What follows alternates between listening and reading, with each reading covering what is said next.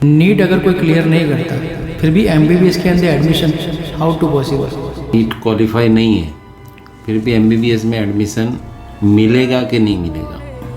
MBBS जिसको करना है वो नीट क्वालिफाई है, यानी कि फुल्ली क्वालिफाई है, उसके लिए तो इंडिया ओपन है। जो उस रैंक में नहीं आते वो सब बाहर जाते हैं, जैसे कि किर्गिस्तान है, कजाकिस्तान है, चाइना है, बांग्लादेश है, जॉर्जिया है। उन लोगों ने नीट क्वालिफाई नहीं किया, वो उनके लिए उनको एमबीबीएस करना है तो क्या दरवाजे बंद हो गए, रास्ते बंद हैं? तो ऐसा नहीं है, नीट क्वालिफाई नहीं है फिर भी एमबीबीएस में एडमिशन हो सकता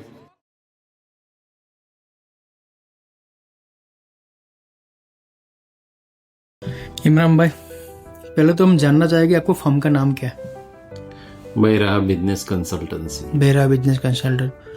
हमारा आज मकसद ये था मिलने का और ये पॉडकास्ट बनाने का, नीट और एमबीबीएस जी। और उसके अंदर भी एक सवाल था मेरा, वो मेरा सवाल नहीं था, ऑडियंस का सवाल था कि जैसे मान लो नीट कोई क्वालिफाई नहीं करता फिर भी एमबीबीएस के अंदर एडमिशन हाउ टू पॉसिबल? तो ये दूसरा मेरा सवाल था। और थर्ड क्वेश्चन इम्पोर्टेंट है आपके लिए और स्टूडेंट के लिए जो हमेशा बेसब्री से ये चीज़ जानने की कोशिश करता है कि अगर कोई आपके पास से कोई एडमिशन करवाता है तो आप क्या क्या सर्विस उनको दोगे और आगे की जो प्रोसेस रहती है वो कैसे आप हैंडल करोगे उस क्लाइंट के साथ। और मार्केट के अंदर जो बहुत सारे प्लेसमेंट कंपनी है वो लोग एडमिशन तो करवा लेते हैं, इमिग्रेशन से लेके पासपोर्ट से लेके वीजा से लेके सारी प्रोसेस वो लोग करवाते हैं।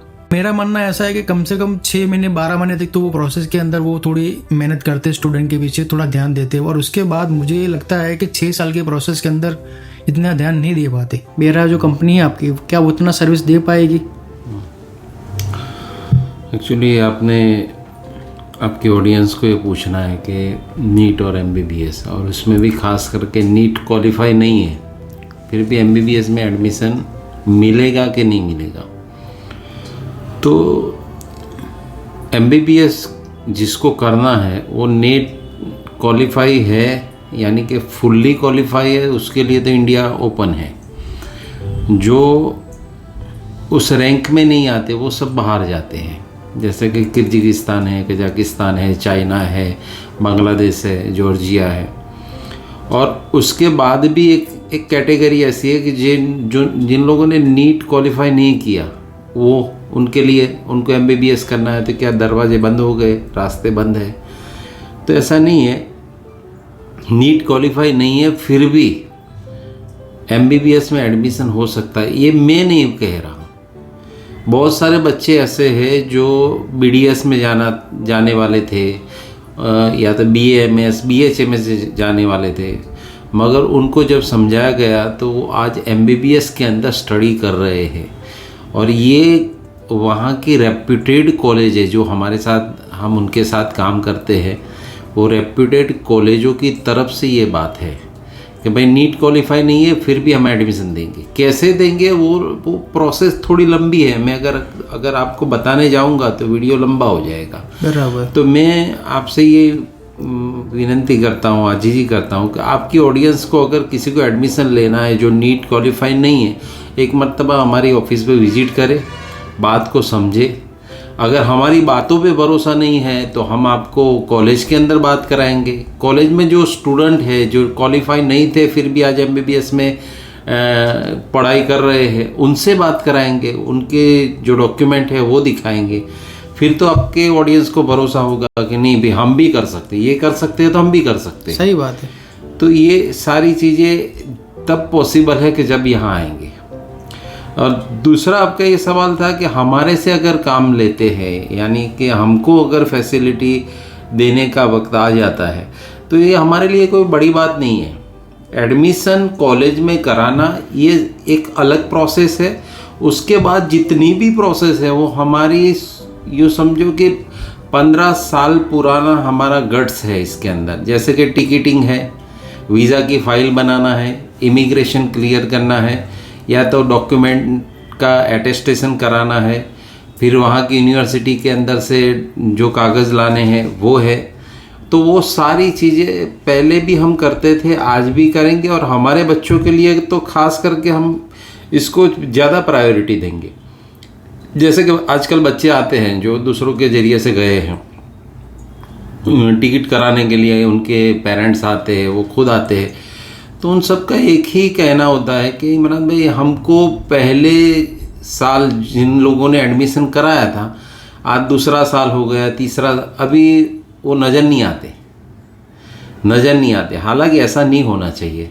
बच्चा एक मरतबा आपने यूनिवर्सिटी के ज़रिए से आपने एडमिशन करा दिया, तो बच्चा तो ये चाहता है कि 6 साल तक आप उनके साथ टच में रहो, क्योंकि हॉस्पिटल अल्फाज ही हॉस्पिटैलिटी से आया है। हॉस्पिटैलिटी कब क्रिएट होगी? कि जब आप टच में रहोगे, बच्चे को टच में रहोगे, तभी तो आप सर्विस का ओरिजिनल डेफिनेशन आप दे पाओगे। बाकी आपने एडमिशन करा दिया, आपको कुछ मिल गया, मिलने के बाद बाय बाय, चलो आप आपके रास्ते में, मेरे रास्ते पे, तो ये हमारे मिजाज में नहीं है। दूसरी बात कि बच्चे जब आते हैं तो बहुत सारे ऐसे होते हैं कि जिनके पास नॉलेज इतनी कमी है, MBBS करने के बावजूद भी इतनी कमी है कि नदीम भाई बोलते बोलते मुझे ऐसा लगता है कि ये उम्मत, ये बच्चे, ये हमारे आने वाली पीढ़ियाँ अगर MBBS बन के अगर मार्केट में गई तो उनका हाल कैसा होगा। हम, आप और सब जानते हैं कि AI का ज़माना है। AI और डॉक्टरी लाइन दोनों में जितनी कंपटीशन है शायद ये किसी में होगी। जैसे कि आपको बुखार आया, आपको कुछ तकलीफ हुई, आपने लेबोरेटरी कराई, तो आप तो पहले मैं चैट जीपीटी से पूछूंगा, जेमिनी से पूछूंगा कि रिपोर्ट के अंदर क्या है। ऑब्वियसली सही बात है कि जो चीज़ आप बोलना चाहते हो मुझे समझ में आ गया, चैट जीपीटी को मैं रिपोर्ट डालता हूँ तो वो चीज़ मेंशन कर देते कि ये चीज़ है, उसमें कैप्शन होता है नीचे कि ज़्यादातर आप डॉक्टर की सलाह लेते हो तो सही बात, फिर भी मतलब थोड़ा थोड़ा ऊपर तो बता ही देता है कि आपको ये तकलीफ है। अब मान लो जिस बच्चे को रिपोर्ट देखना नहीं आता, जिसको ECG की पट्टी देखना नहीं आता, अगर उनकी चैम्बर में वो आदमी चैट जीपीटी या जेमिनी के जरिए से 50 या 70% नॉलेज लेकर चला गया, अब वो सही नॉलेज नहीं दे पाता या अपने मरीज को कन्विंस नहीं कर पाता, तो वो बाहर निकल के क्या पॉजिटिव रिव्यू देगा? सही बात है, पॉजिटिव रिव्यू देगा, नेगेटिव देगा। अभी बच्चे आया था तो बातों बातों में मैं उनसे सवाल जवाब तो नहीं कर सकता, क्योंकि एक ईगो का लेवल भी होता है कि डॉक्टर का एक ईगो का लेवल बहुत हाई होता है, क्योंकि मैं डॉक्टर हूँ, मेरी कलम से लिखी हुई गोलियां से लोग अच्छे होते हैं। तो ये हर एक का एक पेशे का एक मिजाज होता है। तो बच्चे जब बैठे थे तो मैंने उनसे बात में पूछ लिया कि RBC और WBC जो ब्लड के अंदर जो होते हैं उनकी उम्र क्या है, क्योंकि अल्लाह ने हर एक चीज़ को फना होने के लिए बनाई है। बॉडी भी फना होगी और बॉडी के जितने भी पार्ट्स है वो भी फना होंगे, और पार्ट्स के अंदर के जितने जीन्स है जिसको हम सेल बोलते हैं वो भी फना होंगे। दुनिया की हर चीज़ फना होगी। जिब्राइल खुद आखिरी में आके यूँ कहेंगे कि अल्लाह मैं मिकाइल अब कोई बाकी नहीं, तो अल्लाह कहे तू भी मर जा, फिर वाहिद कायनात किसकी रहेगी? अल्लाह की रहेगी। तो मैंने बच्चों को पूछा कि भाई ये तुम अब जवाब नहीं दे पाए कि उनकी लाइफ कितनी है, नहीं दे पाए। अब ये बच्चा डॉक्टर बन के आएगा, क्योंकि नदीम भाई आज की तारीख में मैं आपको, चलो मेरे साथ मैं आपको बताता हूँ कि ऐसे बहुत सारे डॉक्टर हैं जो चैम्बर के अंदर बैठकर शेयर बाजार खेलते हैं, उनके पास OPD नहीं है। ऐसे बहुत सारे डॉक्टर हैं जो अपने बाहर बैठे हुए कंपाउंडर को यूँ कहते हैं कोई आ जाए तो नाम वाम लिखो, ये फॉर्मेलिटीज़ पूरी करो और मुझे पहले से बता देना, मैं तैयार होकर बैठूंगा। तो उनके पास OPD नहीं है। न होने की वजह यह है कि अब वो दौर ख़त्म हो गया, अब AI का ज़माना आया। अभी तो हम AI पे रुके हुए हैं, अभी हम AI पे है। हमें हमारी जो नौजवान पीढ़ियाँ जो उठले पेन खाटले पेन रात को 12-12 1-1 बजे तक मोबाइल पे लगी रहती है ना, AI सीखती है ना। AI इनका, उनके मिजाज में AI क्या है? जेमिनी और चैट जीपीटी, इतना ही है ना। हाँ, लोगों के दिमाग में चैट जीपीटी और जेमिनी, थोड़ा बहुत पोस्ट डिजाइन वगैरह, इसका मतलब है AI। हम तो अभी AI पे रुके हुए हैं। हमारा ईरान जो है US से भी आगे निकल गया, BI पे आ गया। BI मतलब? BI मतलब एक होता है एआई, आर्टिफिशियल इंटेलिजेंट। इंटेलिजेंस। और बीआई? बीआई का मतलब होता है बायोलॉजिकल इंटेलिजेंस। इन दोनों में थोड़ा मेजर फर्क वगैरह? फर्क इतना है कि एआई वो डेटाबेस है और बीआई जो है वो मेडिकल का बायोलॉजिकल है। जैसे कि ह्यूमन के अंदर सबसे ज़्यादा सीखने की अगर जिज्ञासा वृत्ति है किसी के अंदर तो छोटे बच्चे में होती है। छोटा बच्चा जहाँ भी नज़र दौड़ाता है तो उसको क्यूरियोसिटी होती है, एक ये क्या है, ये क्या है, ये क्या है, ये क्या है, उसको डिक्शनरी बनती है। तो वो बीआई है और वो छोटे बच्चे के दिमाग से जीन्स को निकाला और उसको सर्किट में फिट किया और एआई को कहा कि ये बीआई है, ये बी है, उसको लेके तुमको चलना है। तो बच्चा जैसे सोचता है सीख उसी तरह सर्किट सोचने लगती है। जैसे तुमने सवाल किया कि भाई मैं अपने लीवर को कैसे ठीक कर सकता हूँ, जैसे क्योंकि आपने पहले भी एक सवाल किया था मेरे को कि इमरान भाई आपको कुछ तकलीफ है। 16 साल पहले मुझे लीवर कैंसर था। तो उसमें एक सिम्टम्स लिखा हुआ था, एक कागज के अंदर लिख के आ गया कि भाई आपको IHBR suggested may be possibility क्लटस्किन ट्यूमर इज लिम्स नोड, यानी कि कार्सिनोमा है आपको। कार्सिनोमा यानी group of cancer, lymph node यानी गांठे। तो मैंने AI से पूछा कि कैसे सॉल्व हो सकता है, तो पहले जवाब दे देगा कि सॉल्व नहीं हो सकता। हाँ, अगर लीवर को डिटॉक्स करते हो, लीवर को अच्छी तरह देखभाल करते हो, अपना डाइट प्लान चेंज करते हो, तो लीवर फिर से रीजनरेट हो सकता है। क्योंकि हर एक बॉडी के अंदर जितनी भी बीमारियां हैं ना नलीम भाई, वो बीमारियों को दूर करने के लिए एक ही चीज जरूरी है और वो है इम्यून सिस्टम। राइट। जिसको सीधी भाषा में अगर समझा जाए तो रोग प्रतिकारक शक्ति। और वो रोग प्रतिकारक शक्ति जो है वो दिमाग से पैदा होती है। जैसे जैसे अपने सोचते हैं ऐसे ऐसे बीमारी पैदा होती है। जैसे आज बच्चों ने नीट क्वालिफाई नहीं है तो माइंड सेट कर दिया, सही है, वो थोड़ा डिप्रेशन में चले जाते हैं, मैं MBBS नहीं हो सकता। अरे भाई तुम निकलो, तुम घर से निकलोगे, यहाँ आओगे तो हम तुमको समझाएंगे, ऑब्वियसली, है ना। तुमको अलग से कोई एग्जाम नहीं देना है, तुमको अलग से कोई डोनेशन नहीं देना है, तुमको अलग से कोई काम नहीं करना है। जैसे जो बच्चा MBBS के कॉलेज में पढ़ता है, जिस क्लास में पढ़ता है, जिसको जो सर्टी मिलेगा वही तुमको मिलेगा, वही क्लास में तुमको बिठाएंगे, वही एग्जाम तुमको देनी है, वही MCI आपको क्लियर करनी है, वही डिग्री आपको मिलनी है। मगर उठ के आए तो सही बात है, उठ के आए तो सही। उसके कौन से फैक्ट जाने का तो समझ में भी आएगा ना। हाँ, जैसे आपको आज उम्मत की तलब को आपने देखा कि नहीं, बहुत सारे लोग मुझे बाजार में सवाल कर रहे हैं कि भाई एक सोशल मीडिया पे ऐड चल रही है इमरान भाई की कि नीट क्वालिफाई नहीं। आपने ऐसा ही सुना? नीट क्वालिफाई नहीं, फिर भी MBBS के अंदर एडमिशन कैसे पॉसिबल है? ऐसा ये आपने ये अल्फाज को इंग्लिश में अगर बोला जाए तो क्या बोला? How can it possible. मगर ये पॉसिबल है भाई, यहाँ आके बैठो, हम बताएंगे। मैं नहीं, मेरी कॉलेज बताएगी, और वो भी टॉप 5 कॉलेजों में से जिनका नाम है, उस दर्जे की कॉलेज बताएगी कि आप MBBS कर सकते हो। अच्छी बात है, फिर तो ट्रांसपेरेंसी भी हो जाएगी सबके सामने। और मैं तो बोलता हूँ हजारों की तादाद में अगर MBBS डॉक्टर बन जाते हैं तब भी इंडिया के अंदर अछत रहेगी। लोग कहते हैं कि इतने सारे डॉक्टर बन के क्या करें, इतनी सारी वैकेंसीज है यहाँ पर। अरे बहुत हमारा काम ही है ये। आपने बोला ना कि आप 6 साल में क्या क्या दोगे, तो हम बीच में ये बात कट हो गई कि हम एडमिशन से लेके प्लेसमेंट तक की पूरी जर्नी क्लियर कराएंगे।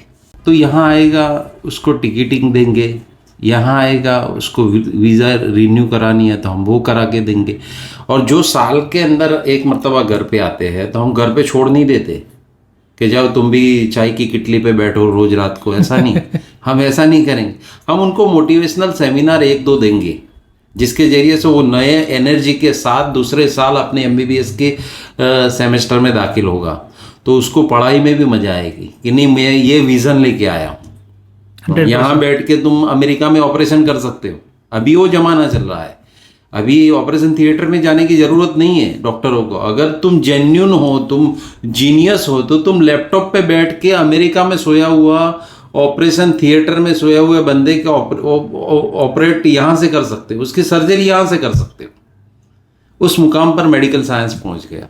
तो हम चाहते हैं कि हमारी माइनॉरिटी, हमारे बच्चे इस लेवल, इस मुकाम पर पहुँचे जिस मुकाम पर हम देख रहे हैं।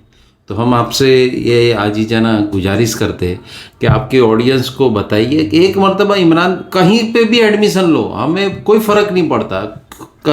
हम कभी किसी को कॉम्पिटिटर नहीं कहते, हम सबको कलीग कहते हैं। हमारे कलीग है, हमारे कलीग से एडमिशन लो, ना नहीं है, मगर एक मर्तबा यहाँ आके बैठो, बात को सुनो, समझो, आने वाले फ्यूचर को देखो, फिर डिसीजन लो कि किसके जरिए से तुमको कहाँ एडमिशन कराना है। 100% है ये। और तो ये आपको भी देखना चाहिए। जैसे अभी इमरान भाई से बात करी हमने, कम से कम 15 से 20 मिनट का हमारे पॉडकास्ट हुआ है। ऐसे ऐसे बहुत सारे मेजर क्वेश्चन थे अपने, जैसे नीट क्वालिफाई के बिना भी मतलब एमबीबीएस के अंदर एडमिशन होता है, वो सबसे बड़ी बात। तो वो मेरा मेन पॉइंट था, वो भी इन्होंने डिस्क्राइब किया, क्लियर किया अपने को। फिर भी ऐसी कोई कन्फ्यूजन वगैरह है तो इनके ऑफिस है, वो कॉन्टेक्स्ट से डिटेल वगैरह मैं आपको डाल दूंगा कैप्शन के अंदर, तो वो आप रब्ता कर सकते हो, कॉल कर सकते हो, या फिर उनके ऑफिस में आके एक मुलाकात भी कर सकते हो। और दूसरे नदीम भाई, ये आप अभी उम्मत के दर्द के साथ आए हो।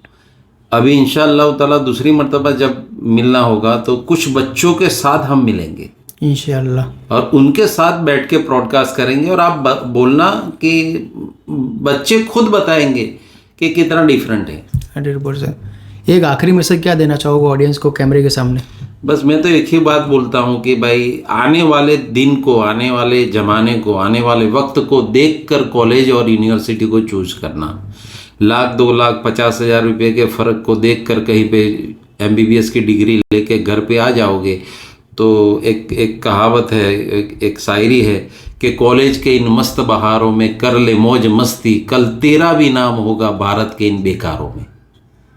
चाहे इन बेकारों में, हाँ, तुम एमबीबीएस हो फिर भी तुम बेकार हो, तुम एमबीए हो फिर भी तुम बेकार हो, क्योंकि तुम्हारे पास एक्स्ट्रा ऑर्डिनरी नॉलेज नहीं है। 100%। तो ये न हो, इसीलिए हम चाहते हैं कि आप आपके ऑडियंस को ये बात हमारी इस मैसेज को पहुंचाओगे। ठीक है, इंशाल्लाह मिलते हैं। Thank you so much. दुआ में याद। अस्सलाम वालेकुम व रहमतुल्लाह। Thank you so much for the watching. Thank you.